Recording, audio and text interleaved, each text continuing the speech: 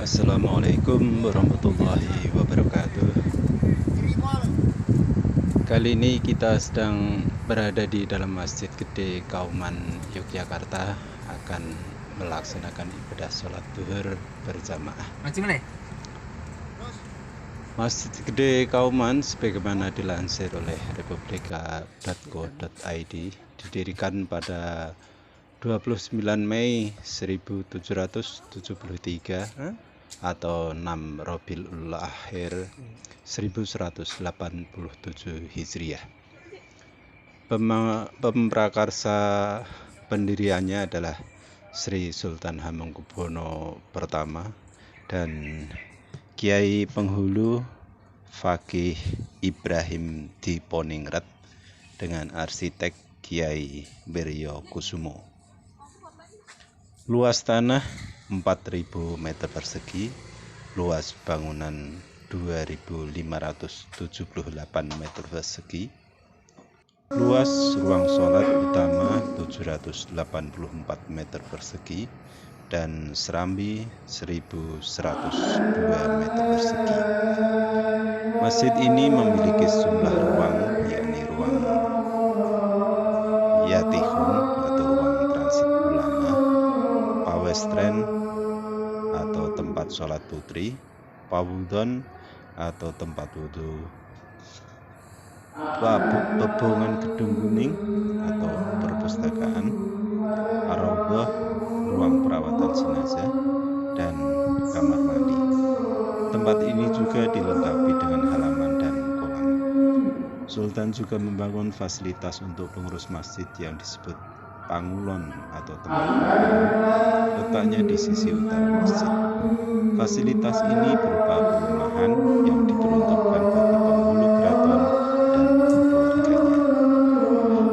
Sedangkan bagi ulama atau khatib, mudin atau muadzin, marbot, abdi dalam pamutakan, abdi dalam kaji selusinan, abdi dalam banjarmanah, diberi fasilitas yang disebut pakauman atau tempat para kaum. Tempat ini kemudian dikenal dengan nama Kampung Kauman. Bangunan Masjid Gede Kauman syarat filosofi. Atap masjid bertingkat 3 mengandung arti bahwa setiap orang yang ingin mencapai kesempurnaan hidup baik dunia maupun akhirat harus dapat melampaui 3 tingkatan, yaitu hakikat, syariat, dan makrifat. Ruang utama ditopang 36 tiang yang terbuat dari kayu jati Jawa utuh tanpa sambungan. Ada 4 soko guru atau tiang utama dengan ketinggian masing-masing 12 meter. Berdasarkan hasil penelitian, tiang-tiang ini sudah berusia 400 sampai 500 tahun. Dinding masjid ini terbuat dari batu putih, sedangkan lantainya terbuat dari marmer buatan Italia. Di ruang utama ini terdapat mihrab dan mimbar khatib yang mirip dengan singgasana raja, berhias ukiran kayu berlapis emas.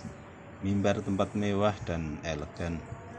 Sebagai masjid keraton, tempat ibadah ini memiliki maksura atau tempat sultan dan keluarganya melaksanakan sholat berjamaah. Ada bagian masjid ini yang disebut Al-Mahkamah Al-Kabiro, yaitu nama yang diberikan untuk serambi terdiri atas 2 lantai. Lantai atas serambi disangga oleh 24 tiang dan lantai bawah 32 tiang. Pada masing-masing tiang terdapat umpak, ukiran kayu, dan kaligrafi yang menggambarkan perkembangan kehidupan beragama di tanah Jawa. Umpak menggambarkan orang Jawa yang memeluk agama Hindu, kemudian ornamen di atasnya menggambarkan stupa atau agama Buddha. Ada pula ornamen yang menggambarkan masuknya agama Nasrani. Di bagian atasnya lagi terdapat kaligrafi bertuliskan Muhammad dan Ar-Rahman. Sedangkan di puncaknya ada kaligrafi bertuliskan Allah. Meskipun usia masjid ini sudah ratusan tahun, namun nampak masih sangat kokoh. Dalam upaya melestarikan bangunan masjid ini telah dilakukan rehabilitasi masjid pada tahun 1987 sampai 1989. Sejumlah bagian masjid diperkokoh, salah satunya pilar-pilar utama diikat dengan kawat baja agar bila ada gempa, bangunan tidak roboh.